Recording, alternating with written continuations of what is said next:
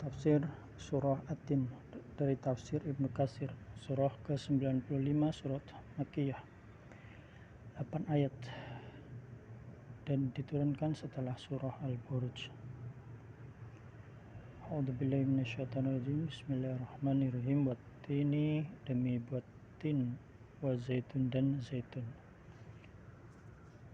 wa turi sinin, dan demi turi sinin, bukit Sinai, wa hadzal balad, dan demi kota ini, al-amin, yang aman. Laqad, dan sesungguhnya, khalaqna, kami telah menciptakan manusia, al-insan, fi ahsani taqwim, dalam bentuk yang terbaik. Tsumma, kemudian, radatnahu, kami kembalikan ia asfala, kepada tempat safilin, yang terendah, serendah-rendah. Illa, kecuali illalladzina amanu, kecuali orang yang beriman, wa amilus shalihat, dan yang mengerjakan amal soleh. Falahum, maka bagi mereka ajrun, pahala, ghairu mamnun, yang tidak terputus. Fama yukadzibuka, maka apakah yang menyebabkan kamu mendustakan ba'du biddin, hari pembalasan. Alaihissallahu, bukankah Allah bi ahkamil hakimin, hakim yang seadil-adilnya. Malik dan Syu'bah meriwayatkan dari Al-Bara' bin Azib, dalam satu perjalanan Rasulullah Muhammad SAW pernah membaca surat dalam salah satu rakaat sholatnya, yaitu watini wa zaitun. Aku tidak pernah mendengar seorang yang suara dan bacaannya lebih bagus dan mantap daripada Nabi Muhammad SAW. Diriwayatkan oleh Al-Jamaah.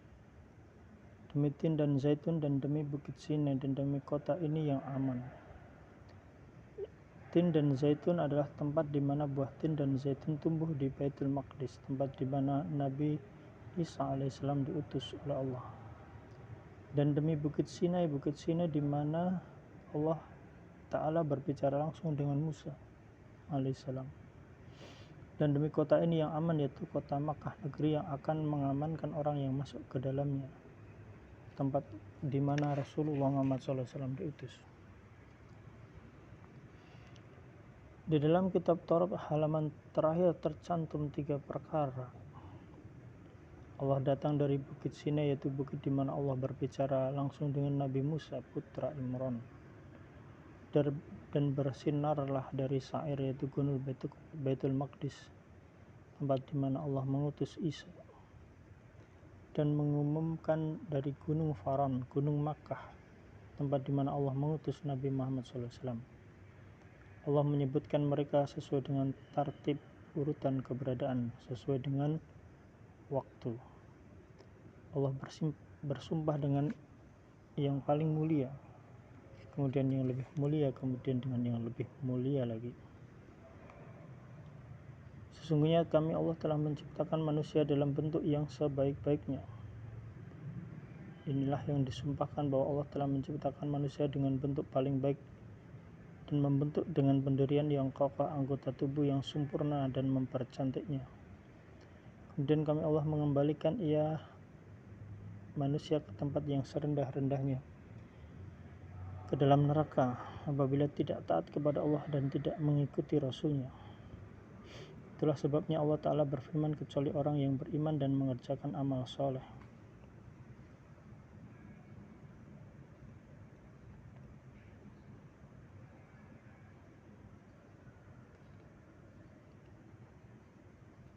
Sebagian mufasir mengatakan tempat yang serendah-rendahnya yaitu membuat hidupnya sampai di usia pikun.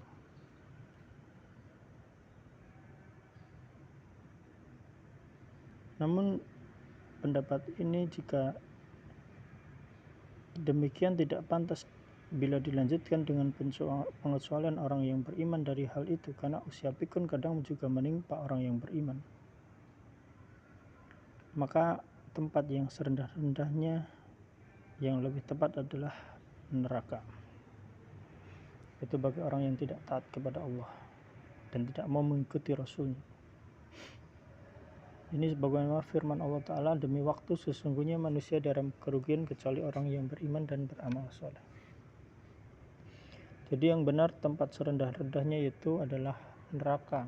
Ketika manusia tidak taat kepada Allah, maka akan dimasukkan ke tempat yang paling rendah, yaitu neraka. Kemudian firman Allah Ta'ala, maka bagi mereka pahala yang tiada putusnya. Maka apa yang menyebabkan kamu mendustakan, wahai anak cucu Adam, hari pembalasan sesudah adanya keterangan hari kiamat nanti? Padahal kamu telah mengetahui penciptaan pertama dan kamu sendiri telah mengetahui Allah yang berkuasa menciptakan pertama tentu akan berkuasa pula mengembalikannya. Maka alasan apa yang menyebabkan kamu mendustakan hari pengembalian padahal kamu telah mengetahui hal ini? Yang menjadi tujuan dari hal ini adalah manusia yang mendustakan.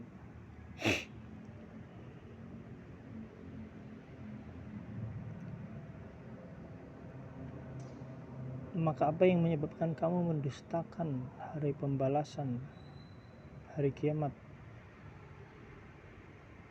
Padahal kamu telah mengetahui penciptaan pertama dan mengetahui yang berkuasa menciptakan pertama tentu akan berkuasa mengembalikan. Maka apa alasan yang menjadikan kamu mendustakan hari pembalasan? Ini adalah bagi manusia yang mendustakan. Bukankah Allah hakim yang seadil-adilnya, hakim yang paling adil, tidak pernah menyeleweng? Di antara keadilan Allah adalah tegaknya hari kiamat. Allah akan memberikan keadilan pada siapa yang dizalimi di dunia dari pihak yang menzaliminya.